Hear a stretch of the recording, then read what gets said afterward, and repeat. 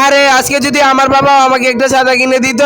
এত বৃষ্টি পড়া শুরু করেছে, আমার ছেলে কিভাবে আসবে যায়, আমার ছেলেকে আগিয়ে নিয়ে আসি। মনে হচ্ছে হালকা হালকা বৃষ্টি পড়ছে, আমার মেয়ে কিভাবে আসবে যায়, তাড়াতাড়ি গিয়ে আমার মেয়েকে এগিয়ে নিয়ে আসি। আরে বাবা আমি তোর কাছে আসছিলাম, বৃষ্টি পড়ছে তো তাই। ম্যাডাম আমাকেও নিয়ে নিন না আপনাদের ছাতার উপরে, আমি তো ভিজে যাচ্ছি। তুই ভিজে যাচ্ছিস তাতে আমার কি যা, তোর বাবাকে গিয়ে বল ছাতা কিনে দিতে।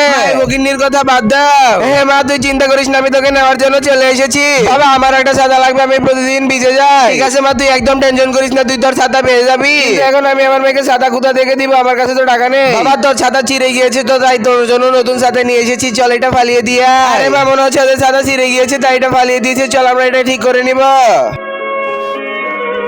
এই দেখ মা আমাদের ছাতা মোটামুটি ঠিক হয়ে গিয়েছে।